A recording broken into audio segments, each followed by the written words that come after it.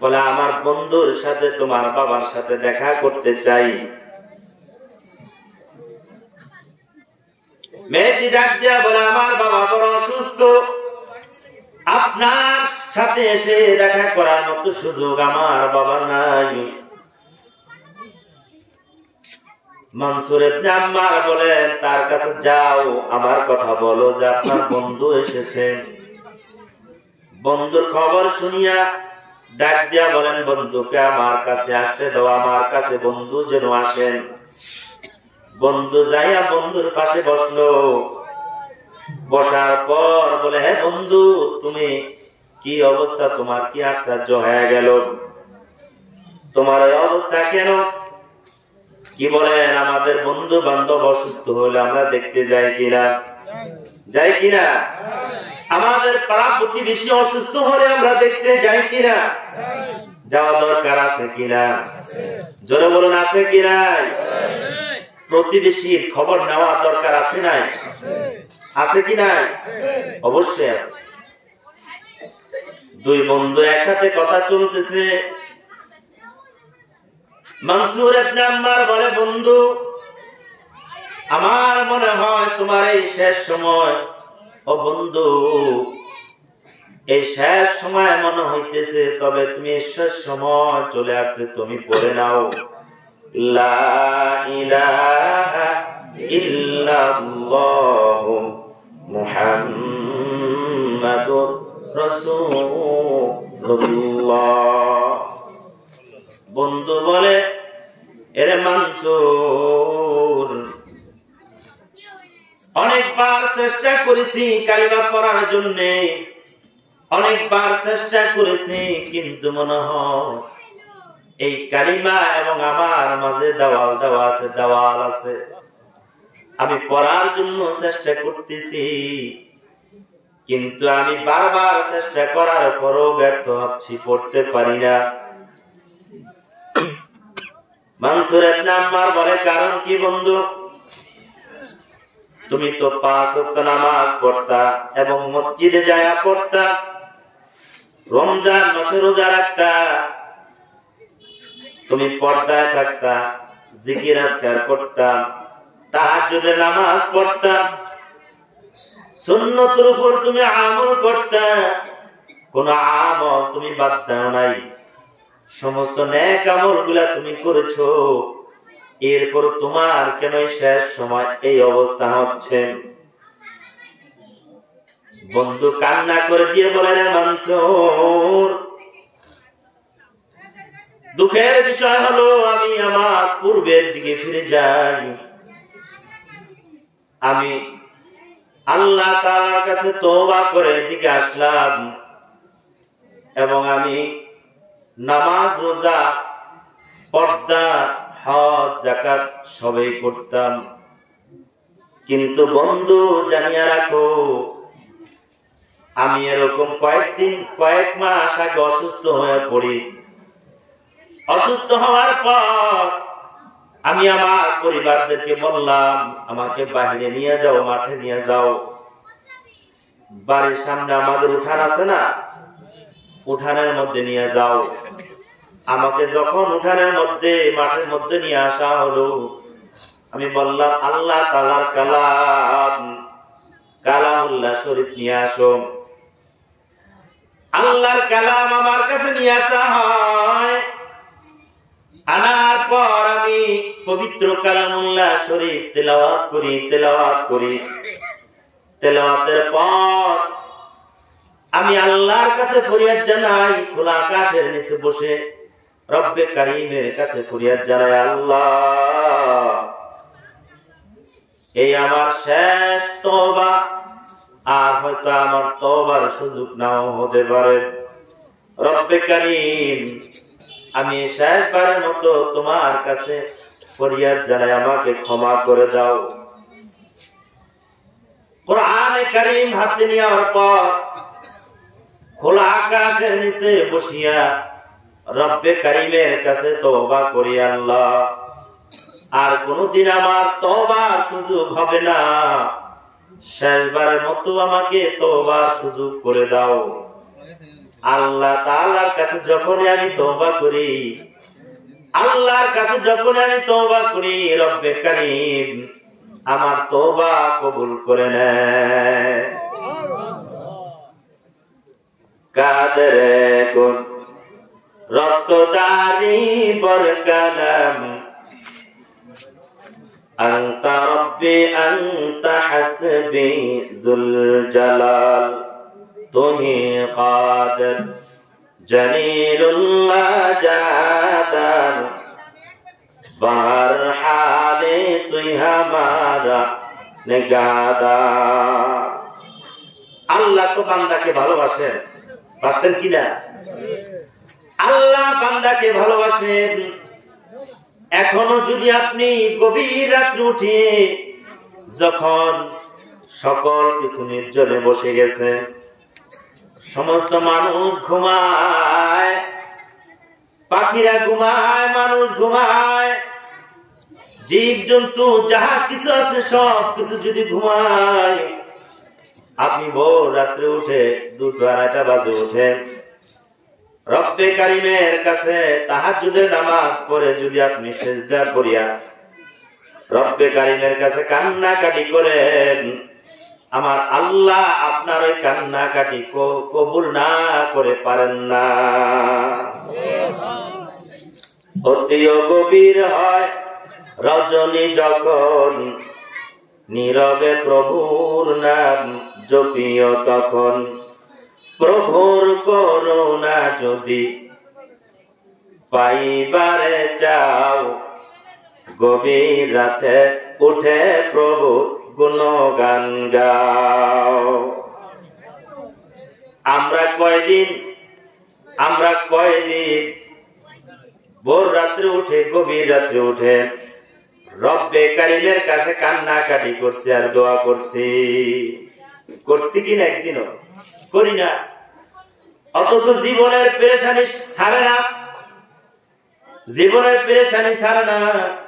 রব্বে কারীমের কাছে কোনোদিন বলি নাই, আয় আল্লাহ তুমি সব কিছুর মালিক, আমাকে ক্ষমা করে দাও, আমার এই পেরেশানি তুমি দূর করে দাও।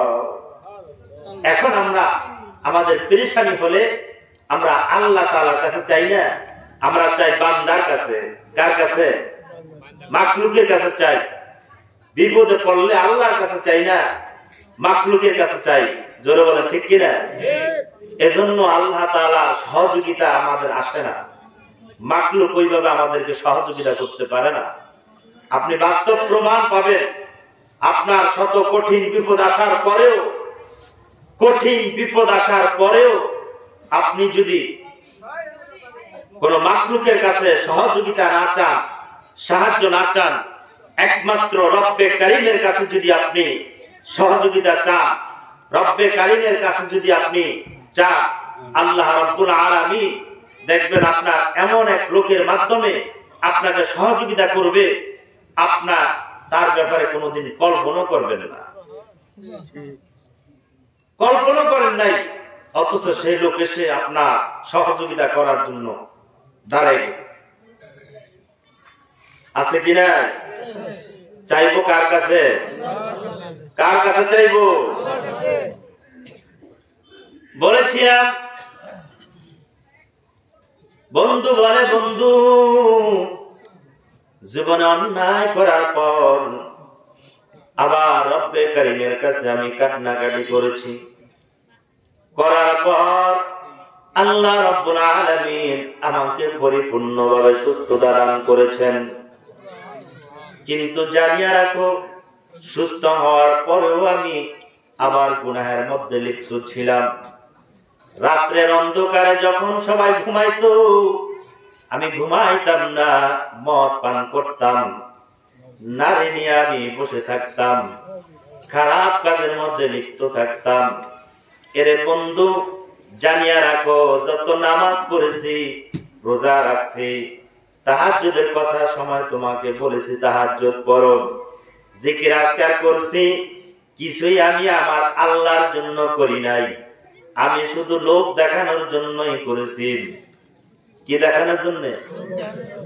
আমি শুধু লোক দেখানোর জন্য করেছি, আল্লাহর জন্য করি নাই। মনের ভিতরে আছে মানুষ আমাকে কত সম্মান করে, কত শ্রদ্ধা করেন, এজন্যই করতাম। আবার রাত্রিবেলা আমি মদ নিয়ে বসে থাকতাম, রাত্রিবেলা আমি নারী নিয়ে বসে থাকতাম, খারাপ কাজের মধ্যে আমি সর্বদা লিপ্ত থাকতাম।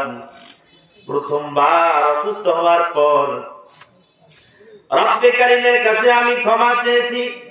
আল্লাহ রব্বুল আলামিন আমার ক্ষমা কবুল করেছেন। এরপর আবার কয়েক বছর পর আবার অসুস্থ হয়ে পড়ি।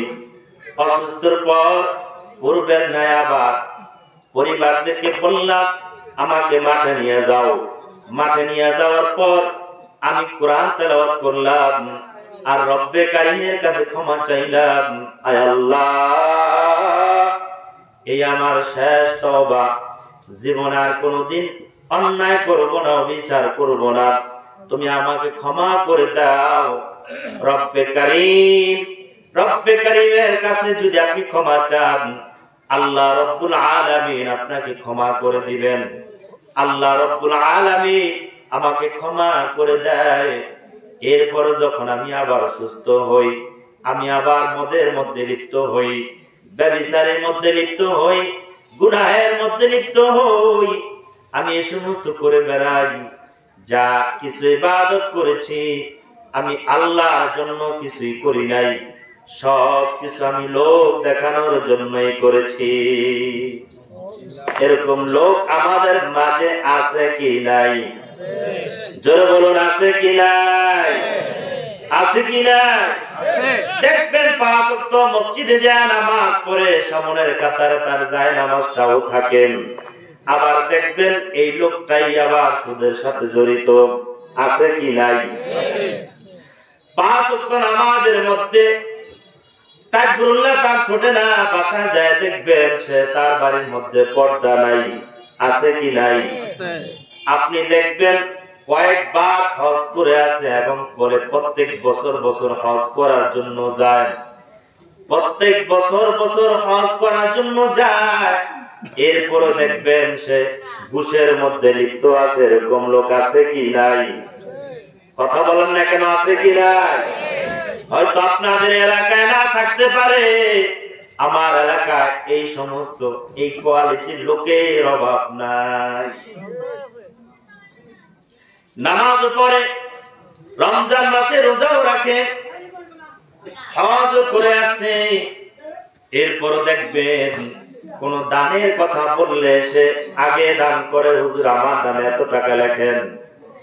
মসজিদের সামনের কাতারে যায় বসে ইমাম সাহেবের পেছনে থাকেন, জিকিরের মধ্যেও আছে। এরপরে দেখবেন কোন বিচারের মধ্যে যদি তাকে নিয়ে যান, গোপনে গোপনে যদি পকেটের মধ্যে 500 টাকার একটা নোট ঢুকায় দেয়, কিছু বলবে না, নোটটা বসে বসে দেখবো যে কয় টাকার নোট। এরকম লোক আছে কি নাই? অনেক আছে। বলেছিলাম বারবার তওবা করেছে, আবার অন্যায়ের মধ্যে লিপ্ত হয়েছেন। বন্ধুকে বলে, রে বন্ধু মানসুর, এই আমি 3 বার অসুস্থ হয়ে পড়ি। আমি পূর্বের ন্যায় শেষবার যখন অসুস্থ হয়ে পড়ি, আমি শেষবার অসুস্থ হয়ে যখন পড়ি, পূর্বের ন্যায় পরিবারদেরকে বললাম আমাকে মাঠে নিয়ে আসো, যেখানে তুমি এসে দেখলাম।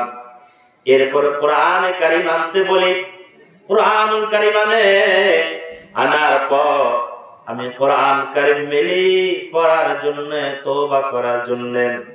কিন্তু দেখি বড় দুঃখের বিষয়, আফসোসের বিষয়, দেখি আমি কোরআনে কারীম উল্টায় আর ভিতরে দেখি কোন লেখা নাই, সব কিছু সাদা পাতা, কোন লেখা নাই। আমি বারবার পড়ার জন্য চেষ্টা করি কিন্তু পারি না। আমার মনটা বলে, আমার কানের মধ্যে আওয়াজ আসে, আসমান থেকে আমার কানের মধ্যে আওয়াজ আসে, এর নাফরমান, জীবনে কতবার তওবা করেছো, আবার কতবার অন্যায়ের মধ্যে লিপ্ত হইছো, এর নাফরমান, তোর জন্য তওবার দরজা বন্ধ হয়ে গেল। তুই আর তওবা করিস না। মনে হয় আসমান থেকে কথাগুলো আমার কানের মধ্যে আসে। বন্ধু মানসুর ডাক দিয়া বলে, কি গো বন্ধু, বড় আশ্চর্যের ব্যাপার, মনে হয় তোমার মরণের সময়ও কালেমা নসিব হবে না। এই কথা বলে বন্ধু যখন উঠে গেট পর্যন্ত গেল, গেট পর্যন্ত যাওয়ার পর তার বাচ্চারা আওয়াজ দিল, আমার বাবা আর দুনিয়াতে নাই। মরণের সময়ও কালিমা তাকে নসিব হইল না। আমাদের সমাজে এরকমের বন্ধুর, এরকমের লোকের অভাব নাই, আছে কি না? দেখবেন সারা জীবন গুনাহের মধ্যে লিপ্ত ছিল, সারা জীবন অন্যায়ের মধ্যে লিপ্ত ছিল, সারা জীবন মদের মধ্যে লিপ্ত ছিল, সারা জীবন তার বেপরদার মধ্যে লিপ্ত ছিল। শেষ বয়সে এসে বিছনায় পড়ে গেছে, এত পরিমাণে কষ্ট হয়, এত পরিমাণে কষ্ট হয়, মরণের সময় কালিমাটাও তার মুখে আসে না। বলেছিলাম আল্লাহ রাব্বুল আলামিন চারটা গুণওয়ালা ব্যক্তিকে পছন্দ করেন। আল্লাহ বলেছেন, ইন্নাল্লাহা ইউহিব্বুল মুহসিনিন। আল্লাহ তাআলা বলেছেন নেককারদেরকে ভালোবাসেন, তওবাকারীকে আল্লাহ ভালোবাসেন, মুতাহহিরিন পবিত্রতা অর্জনকারীকে আল্লাহ ভালোবাসেন, তাওয়াবিন তওবাকারীকে আল্লাহ ভালোবাসেন, নেককারদেরকে আল্লাহ ভালোবাসেন। এই চারটা গুণ যার মধ্যে থাকবে আমার আল্লাহ তাকেও ভালোবাসবেন, আমার আল্লাহ তাকেও আপন করে নিবেন। এই চারটা গুণের অধিকারী কি আমরা হতে পেরেছি? কি বলেন? চারটা গুণের অধিকারী আমরা হতে পেরেছি? চারটা গুণের অধিকারী এখন আমরা হইতে পারি নাই। আমি বলবো বন্ধু, আজকে মাহফিল থেকে আমি প্রতিজ্ঞা করব, ফোন করব, জীবনে আর কোনোদিন অন্যায় করব না। শেষ তওবা মনে করে মাহফিল থেকে তওবা করে বিদায় নিব। এই চারটা গুণের অধিকারী আমরা সবাই হওয়ার জন্য চেষ্টা করব কিনা? এই চারটা গুণের অধিকারী ছিলেন রাসূল আরবি সাল্লাল্লাহু আলাইহি ওয়াসাল্লাম। আল্লাহ রাব্বুল আলামিন রাসূল আরবি সাল্লাল্লাহু আলাইহি ওয়াসাল্লাম এমন একটি ব্যক্তি ছিলেন, আল্লাহর প্রিয় মাহবুব ছিলেন। জোরে বলেন ঠিক কিনা? এই চারটা গুণের অধিকারী যদি আপনি হতে পারেন, এই চার গুণের অধিকারী যদি আপনি হতে পারেন, আল্লাহ রাব্বুল আলামিন আপনাকেও আপন করে নিবেন। আল্লাহ রাব্বুল আলামিনের মাহবুব বান্দা আপনিও হতে পারবেন। আল্লাহ কার কণ্ঠ ভালো, এই কণ্ঠওয়ালা ব্যক্তি আল্লাহ দেখেন না। কার চেহারা ভালো, এই চেহারাওয়ালা ব্যক্তি আল্লাহ দেখেন না। কার পোশাক ভালো, এই পোশাকওয়ালা ব্যক্তি আমার আল্লাহ দেখেন না। কার ক্ষমতা ভালো, ওই ক্ষমতাওয়ালা ব্যক্তিকে আমার আল্লাহ দেখেন না। আমার আল্লাহ দেখেন কি? আমার আল্লাহ দেখেন অন্তর। অন্তরের মধ্যে কার ভালোবাসা আছে, আমি আল্লাহর ভালোবাসা আছে নাকি মাখলুকের ভালোবাসা আছে? আমার আল্লাহ দেখেন বান্দার অন্তর, অন্তরটা অন্ধকার নাকি আলোকিত। অন্ধকার অন্তরের মধ্যে আমার আল্লাহ ঢোকেন না। এই চার গুণের অধিকারী যদি আপনি হতে পারেন, আপনার অন্তরটা যদি পরিষ্কার হয়, আপনার অন্তরের মধ্যে যদি রব্বে কারিমের ভালোবাসা থাকে, আপনি আল্লাহ রাব্বুল আলামিনের একজন খাঁটি বান্দা হিসেবে বিবেচিত হবেন। আল্লাহ আপনাকে আপন করে নিবেন, আল্লাহ আপনাকে কাছে টেনে নেবেন। এমন একজন ব্যক্তি ছিলেন রাসূলের জামানায়, নাম বললে আপনারা চিনতে পারবেন ব্যক্তিটাকে। একজন সাহাবী, তার চেহারা ভালো ছিল না, ক্ষমতাও তার ছিল না, তার জবানটাও ভালো ছিল না, ভালো উচ্চারণও সে করতে পারত না, ভালো কথাও সে বলতে পারত না, তোতলা কথা বলতো। এমন একজন রাসূলের সাহাবী হাঁটতেন জমিনের মধ্যে, আর তার পায়ের আওয়াজ শোনা যেত আসমানে। জোরে বলুন সাহাবীর নাম কি? সাহাবীর নাম হযরত বেলাল রাদিয়াল্লাহু তাআলা আনহু। এমন একজন বেলাল, এমন একজন সাহাবী ছিলেন, অন্তরটা ছিল পরিষ্কার, অন্তরটা ছিল আলোকিত। এই অন্তরের মধ্যে আল্লাহ রাব্বুল আলামিন ঢুকেছেন। ঢোকার কারণে বেলাল এত একজন দামি লোক ছিল, এত একজন দামি লোক ছিল, অথচ চেহারা ভালো ছিল না, চেহারা ছিল বিদ্যুটে, চুলগুলা ছিল কোকড়ানো কোকড়ানো, জবানটা ভালো ছিল না, কিন্তু আমার আল্লাহর কাছে এতটা প্রিয়। বেলাল হাঁটতেন জমিনের মধ্যে, আর বেলালের পায়ের আওয়াজ শোনা যেত আসমানে। আপনারা জানেন বেলাল মসজিদে নববীর মুয়াজ্জিন ছিলেন। একদিন সাহাবায়ে কেরাম রাসূল আরবি সাল্লাল্লাহু আলাইহি ওয়াসাল্লামকে বলেন, ইয়া রাসূলুল্লাহ, ইয়া রাসূলুল্লাহ, বিলালের কণ্ঠ ভালো নয়, বিলালের জবানটাও ভালো নয়, তোতলে তোতলে আযান দেয়, আশহাদুর জায়গায় আশহাদু বলে, আরবি সঠিক উচ্চারণটাও সঠিকভাবে করতে জানে না। ইয়া রাসূলুল্লাহ, মসজিদে নববীর মধ্যে বিলালকে মুয়াজ্জিনের পদ বাদ দিয়া ভালো কণ্ঠ দেখে, ভালো সুরলা দেখে একজন মুয়াজ্জিন মসজিদে নববীর মধ্যে নিয়োগ দেওয়া হোক। কারণ বেঈমানরা, মুশরিকরা আমাদের দেখলে টিটকারি করেন যে এমন একজন মুয়াজ্জিন নিয়োগ দেওয়া হয়েছে, এমন একজন মুয়াজ্জিন নিয়োগ দেওয়া হয়েছে, ভালো আযানটা উচ্চারণটাও পর্যন্ত করতে জানে না। রাসূল আরবি সাল্লাল্লাহু আলাইহি ওয়াসাল্লাম সাহাবাদের পরামর্শ অনুযায়ী বেলালকে মুয়াজ্জিনের পদ থেকে বাদ দিয়া নতুন একজন সুরলা কণ্ঠ মুয়াজ্জিন মসজিদে নববীর মধ্যে নিয়োগ দেন। সুরলা কণ্ঠে মসজিদে নববীর মধ্যে যখন আযান দেয়, আযানের সাথে সাথে শয়তানগুলো পালিয়ে গেছে, মুসল্লিও মসজিদের মধ্যে ভরে গেছে, সবকিছু ঠিকঠাক আছে। অন্য দিনের তুলনায় আজকে মুয়াজ্জিন, আজকে মুসল্লি বেশি, কিন্তু সুবহে সাদিক হয় না।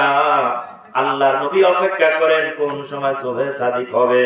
আল্লাহ রাব্বুল আলামিন জিবরাইলের মাধ্যমে জানায় দিলেন, ইয়া রাসূলুল্লাহ, জিবরিল আমিন আসিয়া বলে, ইয়া রাসূলুল্লাহ, আজকে মসজিদে নববীর মধ্যে কেন আযান হয় না? আল্লাহ নবী বলেন, কে বলেছে আযান হয় না? অন্য দিনের তুলনায় আজকে খুব ভালোভাবে আযান হয়েছে, আযানের আওয়াজে শয়তানগুলো পালিয়ে গেছে, মসজিদের মধ্যে আজকে মুসল্লিদের সংখ্যাও বেশি, কে বলেছে আযান হয় না? ডাক দিয়া বলে, ইয়া রাসূলুল্লাহ, মসজিদে নববীর মধ্যে যতক্ষণ পর্যন্ত বিলাল আযান না দিবে, যতক্ষণ পর্যন্ত বিলাল আযান না দিবে, ততক্ষণ পর্যন্ত সুবহে সাদিক হবে না। আল্লাহ নবী ডাক দিয়া বলেন, হে সাহাবারা, কে কোথায় আছো আসো, দেখো বিলাল কোথায় আছে। দেখে বিলাল সিজদায় পড়িয়া রব্বে কারীমের কাছে কান্নাকাটি করে। আর বিলাল বলে, আয় আল্লাহ, আপনার বন্ধু আমাকে বাদ দিতে পারে, কিন্তু আপনি তো আমাকে বাদ দিতে পারেন না। আল্লাহ রাব্বুল আলামিন বিলালের আওয়াজ শুনছেন, কথা শুনছেন। শোনার পর মসজিদে নববীর মধ্যে বিলাল আযান না দেওয়া পর্যন্ত মসজিদে নববীর মধ্যে সুবহে সাদিক হয় না। বিলালের অন্তরটা ছিল ভালো। বিলালের অন্তর কি ছিল? ভালো ছিল। অন্তরের মধ্যে কোনো শিরক ছিল না। আজকে আমাদের অন্তরের মধ্যে শিরক ঢুকানো আছে কি নাই? জোরে বলেন, আছে কি নাই?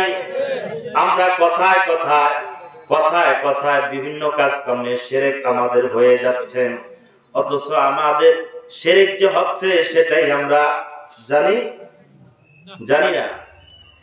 আমরা এমন কিছু ভাষা, এমন কিছু ল্যাঙ্গুয়েজ আমরা ব্যবহার করি যে কথার দ্বারা আমাদের শিরক হচ্ছে, যে কথার দ্বারা আমাদের শিরক হচ্ছে। উদাহরণস্বরূপ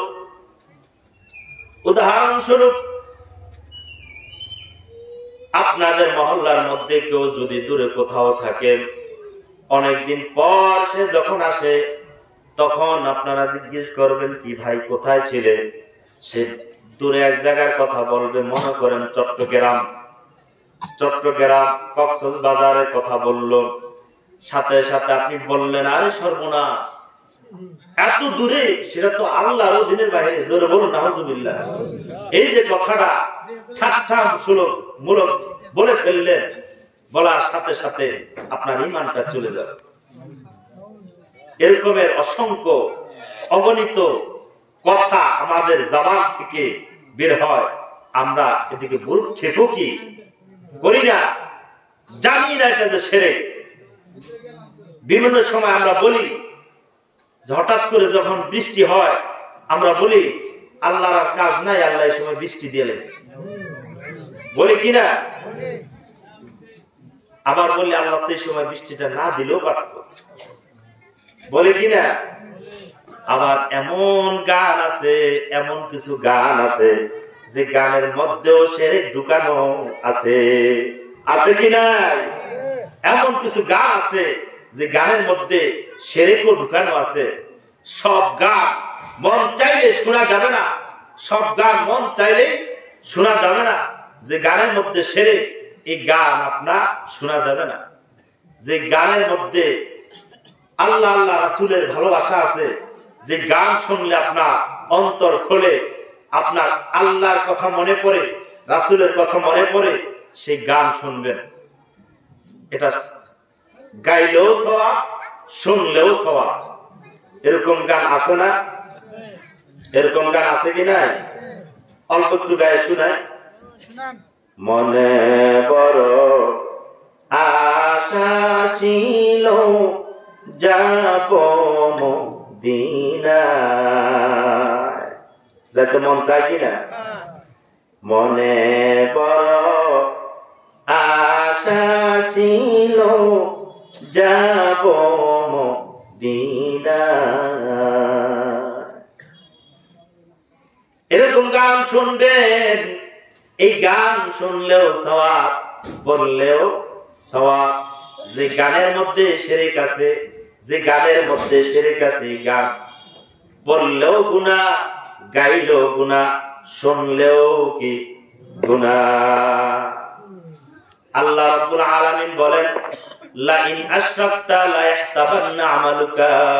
হে নবী, আপনি যদি শিরক করেন, হে নবী আপনি যদি শিরক করেন, তাহলে আপনার সমস্ত আমল শেষ হয়ে যাবে। হে নবী আপনি শিরক করবেন না। আল্লাহ রাব্বুল আলামিন শিরকের ব্যাপারে স্বয়ং রাসূলকেও পর্যন্ত ছাড় দেন নাই। দিছে কিনা বলেন? অথচ আমরা কথায় কথায় কথায় কথায় কাজে কাজে শিরক করে যাচ্ছি, শিরক করে যাচ্ছি। এটা যে শিরক সেটাও আমার জানা নাই, এটা যে শিরক সেটাও আমার জানা নাই। বন্ধুরা আমার, বাবাজিরা আমার, পর্দার অন্তরালের মা ও বোনেরা, একটা কথা স্মরণ রাখবেন, শিরকের সাথে আল্লাহ রাব্বুল আলামিনের সাথে জাতীয়ভাবে আপনার বিদ্বেষ, আর ইমানদারের সাথে আল্লাহ তাআলার ভালোবাসা, শিরকের সাথে বিদ্বেষ, ঈমানওয়ালার সাথে আল্লাহ তাআলার ভালোবাসা। জোরে বলেন ঠিক কিনা? এজন্য আমাদের চলাফেরাটাও থাকবে আমাদের এমন লোকের সাথে, হিন্দুর সাথে, বেঈমানদের সাথে আমাদের চলাফেরা করব না। আমাদের চলাফেরাটা থাকবে একজন আল্লাহওয়ালা ব্যক্তির সাথে, আমাদের চলাফেরা থাকবো নামাজি ব্যক্তির সাথে, আমাদের চলাফেরা থাকবো আল্লাহওয়ালা ব্যক্তিদের সাথে, আমাদের চলাফেরা থাকবো জাকিরিনদের সাথে। জোরে বলুন ঠিক কিনা? আমাদের চলাফেরা থাকবো ভালো লোকদের সাথে। আজকে আমরা শিরকের সাথে লিপ্ত হয়ে আমাদের বন্ধুদের কারণে, বন্ধুরা বিভিন্ন সময় আমাদেরকে বিভিন্ন ভাবে ওয়াসওয়াসা দিয়ে আমাদেরকে সেই শিরকের দিকে নিয়ে যায়। আমি বলি, বন্ধুরা হলো শয়তানের চেয়েও বড় খারাপ। জোরে বলুন ঠিক কিনা? বন্ধু শয়তানের চেয়েও বড় খারাপ। শয়তান আপনাকে ওয়াসওয়াসা দিবে খারাপ পথে যাওয়ার জন্য, আর বন্ধু আপনার হাতে বিড়ি গাঞ্জা ধরায় দিবে। জোরে বলুন ঠিক কিনা? ধরাইবো না? বন্ধু আপনার এগুলা, বন্ধু এই গাঞ্জা আপনার হাতে ধরা দিবে, ভ্রুক্ষেপও করবে না। অতএব আমাদের চলাফেরা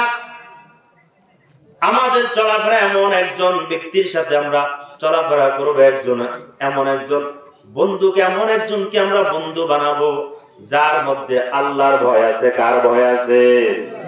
যার মধ্যে আল্লাহর ভয় আছে এমন একজন ব্যক্তিকে যদি আপনি বন্ধু বানান, আপনার মধ্যে আল্লাহর ভয় ঢুকবে। ঢুকবে কিনা?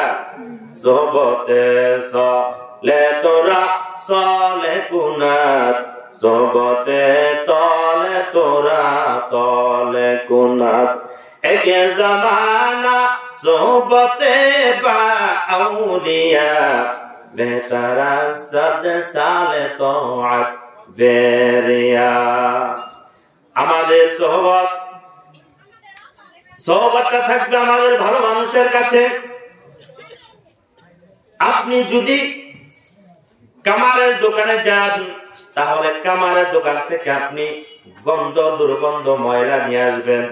আর যদি আতরওয়ালার কাছে যান, আতরের দোকানে যান, আপনি যদি আতর নাও কিনে অত্যন্ত বকে আতরের দোকানে গেলে একটু আতর লাগাই দিবে, আপনি গেরা নিয়ে আসবেন। জোরে বলুন ঠিক কিনা? এজন্য আল্লাহওয়ালাদের সোহবতে থাকবে, আল্লাহওয়ালাকে বন্ধু বানাবেন। আল্লাহওয়ালার সোহবতে থাকিয়া আল্লাহওয়ালাকে বন্ধু যদি বানাইতে পারেন, তাহলে বলতে পারবেন আপনার জীবনটা সফল। বন্ধুরা আমার, আমাদের একটাই কাজ, আমাদের কাজ হলো আল্লাহ তাআলাকে রাজি খুশি করা, কাউকে রাজি খুশি করা। আমরা মাহফিলে আসলাম কিসের জন্য? আল্লাহকে রাজি খুশি করার জন্য, নাকি অন্য কোন উদ্দেশ্যে এসেছি? আমরা এখানে এসেছি রব্বে কারীমকে রাজি খুশি করার জন্য। যদি রব্বে কারীমকে তুমি রাজি খুশি করতে হয়, আমার আল্লাহই বলেছেন, তাহলে তুমি নবীর সুন্নতের উপর আমল করো। কিসের উপর? জোরে আওয়াজ দিয়ে বলুন, জোরে আওয়াজ দিয়ে বলুন। আওয়াজ নাই, ঘুমায় গেলেন নাকি? আওয়াজ তোলেন, নারে তাকবীর। জোরে আওয়াজ, নারে তাকবীর, আল্লাহু আকবার, সুবহানাল্লাহ, আলহামদুলিল্লাহ, আল্লাহু আকবার। জবান দিছেন কে? আল্লাহর জবান আল্লাহর পথে ব্যয় করতে অসুবিধা কি? এখানে কথা জিজ্ঞেস করতেছি, কথা বলেন না। আপনার এমনও দেখা যায় লোকে বলে কথা বলতে পারি না, বা জিকির করবো কেমন, আমি তো কথা বলতে পারি না। আবার দেখা যাচ্ছে বাড়ি যায় এমন ঝগড়া বাজায়, ফাটাই এলায় 3-4 বাড়ির মানুষ শোনে। আছে কি নাই? অভাব নাই। কি বলেন? আমার আল্লাহ বলেন, যদি আমার ভালোবাসা পেতে হয় তাহলে রাসূলের সুন্নতে অনুকরণ করো, সুন্নতের উপর আমল করো। এখন বন্ধুরা আমার, আপনারা এখানে যারা আছেন সবাই জ্ঞানী, সবাই বুঝমান, সবাই ভালো মানুষ, সবাই জ্ঞানী, অজ্ঞানী এখানে কেউ আসে নাই। আল্লাহ তাআলার বাণী, আল্লাহ তাআলা বলেছেন, قل إن كنتم تحبون الله فاتبعوني يحببكم الله ويغفر لكم ذنوبكم والله غفور رحيم. জোরে আওয়াজ দিয়ে বলে আল্লাহু আকবার। আমার আল্লাহ বলেছেন, হে নবী আপনি বলে দিন, যদি আমার ভালোবাসা পেতে হয়, জোরে আওয়াজ দিয়ে বলুন কার ভালোবাসা? আওয়াজ দিয়ে বলুন কার ভালোবাসা? আল্লাহ বলেছেন, যদি আমার ভালোবাসা পেতে হয় তাহলে যেন আপনার অনুকরণ করে, রাসূলের অনুকরণ। আল্লাহর ভালোবাসা পেতে হলে রাসূলের অনুকরণ। এখন আপনারাই বলুন, আপনারা কি আর রাসূলের সুন্নতের উপর কতটুকু আমল করবেন, আর আল্লাহর কতটুকু প্রিয় হবেন? আপনারাই বলুন। যে ব্যক্তি মাথার চুল থেকে নিয়ে পায়ের নখ পর্যন্ত রাসূলের যতগুলা সুন্নত আছে এই সুন্নতের উপর আমল করে যায়, এই সুন্নতের উপর আমল করে যায়, ওই ব্যক্তিটা রব্বে কারিমের কাছে ততটাই প্রিয় হয়। এখন আমরা কি সেই পরিপূর্ণভাবে আমরা কি রাসূলের সুন্নতের উপর আমল করতে পেরেছি? জোরে বলেন, পেরেছি? এখন যদি বলা হয় মেসওয়াক আছে কার, তাহলে অর্ধেক মানুষের মেসওয়াক দেখাইতে পারবেন না। যদি বলি দস্তরখান বিছায় খানা খান কে, তাহলে অনেকেই দেখাইতে পারবেন না। এগুলো কি রাসূলের সুন্নত না? অথচ মুসলমানের ঘরে জন্ম নেওয়ার পরেও এখনো অনেকে জানেই না যে দস্তরখান বিছায় খানা খাওয়া সুন্নাত, মেসওয়াক করা সুন্নাত, এটা অনেকেই জানে না। এজন্য আমি বলবো রাসূলের সুন্নত গুলা আপনাদের ইমাম সাহেব থেকে, উলামায়ে কেরাম থেকে জেনে জেনে জেনে জেনে সুন্নতের উপর আমল করে যান। আল্লাহর নবীর সুন্নতের উপর যত আমল করবেন আল্লাহ তাআলার কাছে তত প্রিয় হবেন, আল্লাহ তাআলার কাছে তত প্রিয় হবেন। আল্লাহ আপনাকে ভালোবাসবেন, আল্লাহ আপনাকে আপন করে নেবেন। সম্মানিত হাজিরিন, আল্লাহ যে আমাদেরকে ভালোবাসেন, মনের মধ্যে প্রশ্ন আসতে পারে এই সুন্নতের উপর আমল করব, ঠিক আছে, আল্লাহ যে আমাদেরকে ভালোবাসেন এর দলিল কি, প্রমাণ কি? আসতে পারে কি পারে না? আল্লাহ তো মেহেরবান। উলামায়ে কেরামদের মুখে শুনি আল্লাহ বান্দাকে ভালোবাসেন, আল্লাহ বান্দার দোষ ত্রুটি গোপন করে রেখেছেন।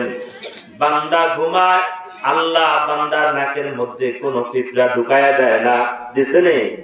বান্দা ঘুমায়, বান্দার নাকের মধ্যে কোনো মশা মাছি যাইতে পারে না।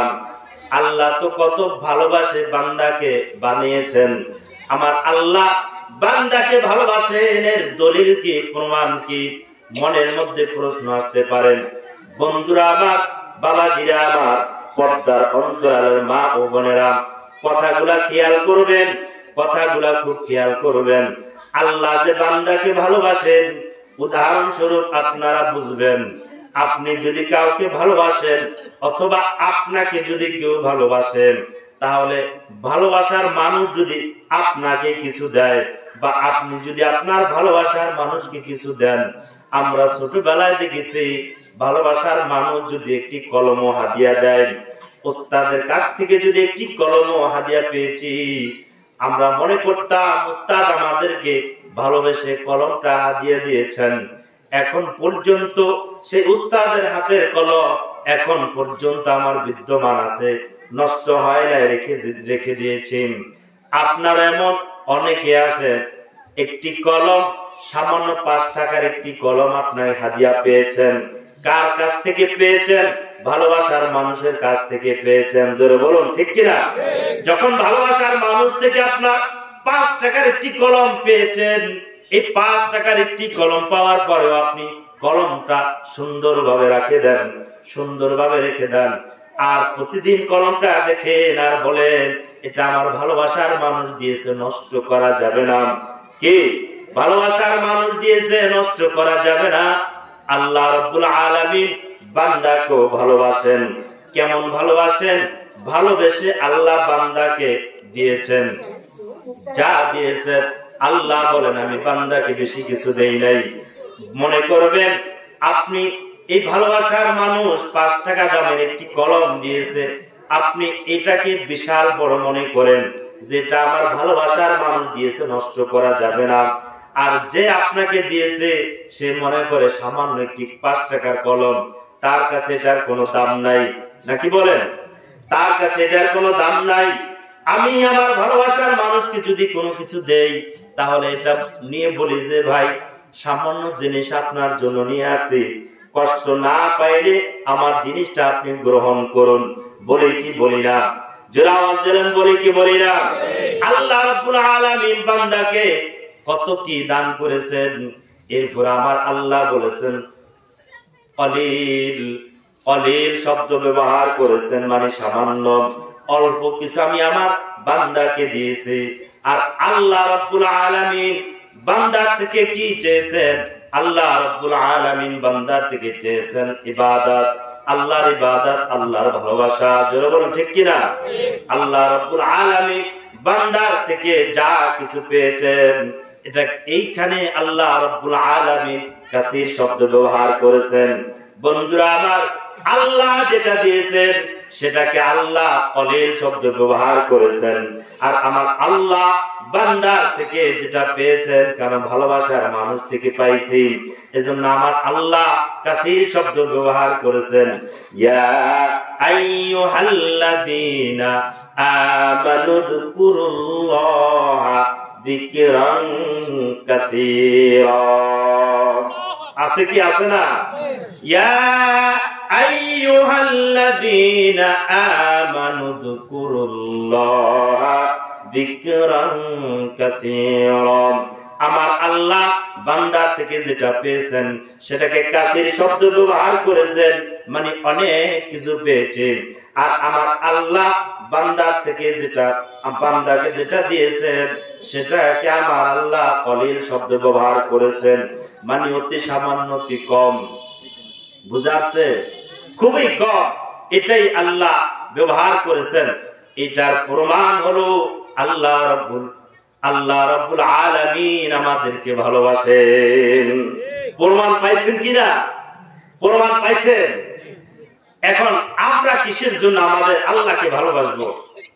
আল্লাহ তো বান্দাকে ভালোবাসেন, ভালোবেসে কত কি দিয়েছেন। এবার আমরা কেন আমার আল্লাহকে ভালোবাসবো? এটা একটা শোনা দরকার না? শোনা দরকার কিনা? খারাপ লাগতেছে? আমি শোনাই, ইনশাআল্লাহ বিদায় দিব। আপনারা কেউ উঠাউঠি করবেন না, উঠাউঠি করবেন না, তাহলে একটু খারাপ লাগে।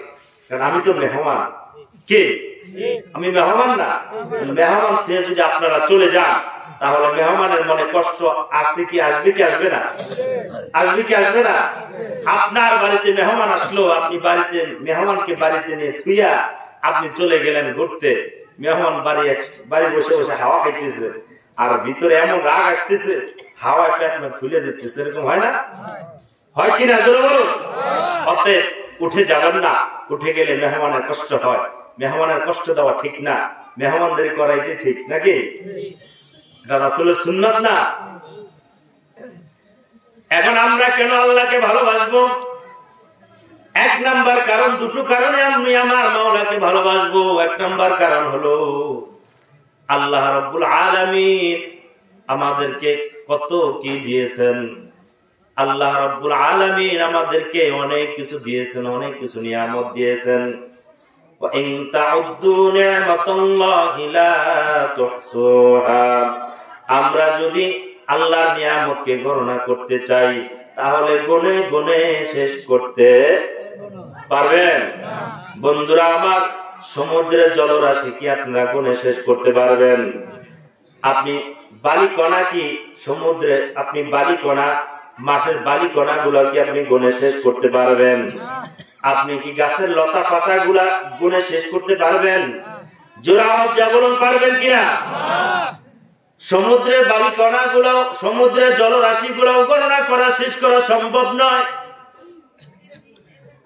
আপনার মরুভূমির ভিতরের বালিকণা গুলো গণনা করা শেষ করা সম্ভব নয়। গাছের লতা পাতা গুলো গণনা করা শেষ করা সম্ভব নয়। এরপরও আমার জবান থেকে আমি বলি, সমুদ্রের পানি গুলাও, জলরাশি গুলাও গণনা করা সম্ভব। আপনার বালিকণা গুলো গণনা করা সম্ভব, গাছের লতা পাতা গুলাও গণনা করা সম্ভব, কিন্তু আমার মাওলার নিয়ামত গুলা গণনা করা সম্ভব না কোন মানুষের। আমার আল্লাহ কত কি আমাকে দিয়েছেন। আল্লাহ যদি আমাকে জবান দান না করতেন, তাহলে আমি বোবা হয়ে থাকতাম। আল্লাহ যদি আমাকে শ্রবণ শক্তি না দিতেন, তাহলে আমি বধির হয়ে থাকতাম। আল্লাহ যদি আমাকে দৃষ্টি শক্তি না দিতেন, তাহলে আমি অন্ধ হয়ে থাকতাম। আল্লাহ যদি আমাকে পা দান না করতেন, তাহলে আমি ল্যাংড়া হয়ে থাকতাম, হাঁটতে পারতাম না। এর বন্ধু আমার, যার পা নাই সে বোঝে পায়ের কি মর্ম, যার চক্ষু নাই সে বোঝে চোখের কি মর্ম, যার হাত নাই সে বোঝে হাতের কি মর্ম, যার শ্রবণ শক্তি নাই সে বোঝে শ্রবণ শক্তির কি মর্ম, যার দৃষ্টি যার গ্রাণ শক্তি নেওয়ার শক্তি নাই সে বোঝে গ্রাণ নেওয়ার কি মর্ম। এগুলা দিয়েছেন কে? জোরে আওয়াজ দিয়ে বলুন, কে দিয়েছেন? আল্লাহ নাম একবার নন, আল্লাহ। জোরে আওয়াজ দিয়ে বলুন, আল্লাহ। কে দিয়েছেন? এই সব কিছু আমার আল্লাহ দিয়েছেন। এর বন্ধু, তোমার যে কত ক্ষমতা এখন চলতেছে, এই ক্ষমতার মালিক কে? জোরে আওয়াজ বলুন, কে? ক্ষমতার মালিক আমার আল্লাহ। কেউ তার বাহুবলে ক্ষমতা অর্জন করার শক্তি কারো নাই। জোরে বলুন, আছে কি নাই? বাহুবলে ক্ষমতা অর্জন করা যায়, বাহুবলে ক্ষমতা অর্জন করা যায় না।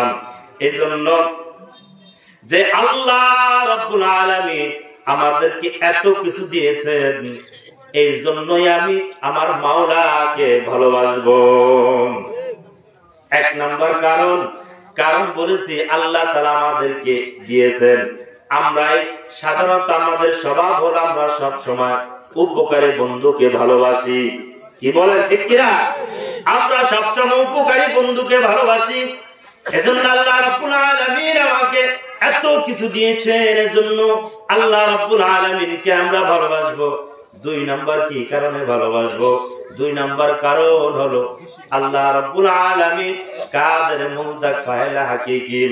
আল্লাহ যেটা বলেন সেটাই হয়, আল্লাহ যেটা নিষেধ করেন সেটা কোনোদিনও হয় না। সংক্ষেপে উদাহরণ দিচ্ছি, হযরত ইব্রাহিম আলাইহিস সালাতু ওয়াস সালাম তার সন্তানকে জবাই করার জন্য আল্লাহ তাআলার হুকুম আসলো। আল্লাহ তাআলা চাওয়া ছিল, হুকুম করেছেন পরীক্ষার জন্য, ইব্রাহিমকে পরীক্ষা করার জন্য, তোমার সন্তানকে তুমি জবাই করো, ইসমাইলকে জবাই করো। কিন্তু আল্লাহ তাআলার মূল চাওয়া ছিল ইসমাইলকে জবাই করা হবে না। আল্লাহ তাআলার চাওয়াই পূরণ হয়েছে। আল্লাহ রাব্বুল আলামিনের হুকুমে ইব্রাহিম আলাইহিস সালাতু ওয়াস সালাম যখন ইসমাইলকে জবাই করার জন্য ছুরি ধরেছেন, তখন কি হয়েছে?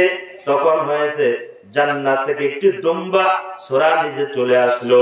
ইসমাইল কুরবানি হয় নাই, আল্লাহর চাওয়া পূরণ হয়েছে, কিন্তু নবী ইব্রাহিমের চাওয়া পূরণ হয় নাই।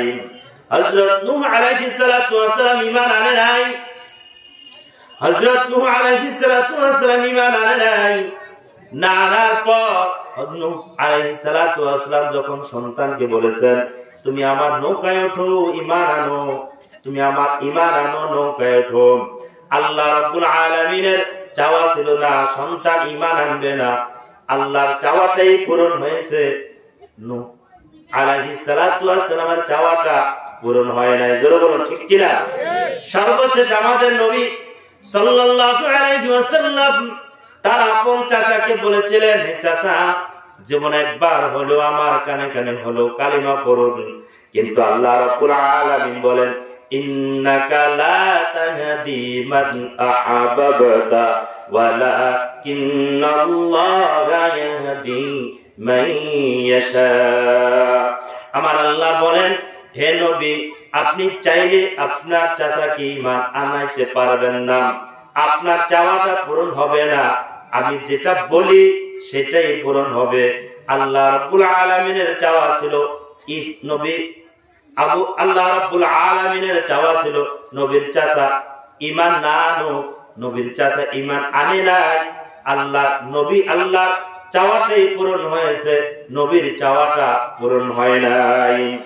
এই দুইটা কারণে আমরা আমাদের রব্বে কারীম, আমাদের মহান মালিককে আমরা ভালোবাসবো। দুইটা কারণে। কয়টা কারণে? এক নাম্বার কারণ, আল্লাহ তাআলা আমাদেরকে এত কিছু দিয়েছেন। দুই নাম্বার কারণ হলো আল্লাহ যা চান সেটাই হয়।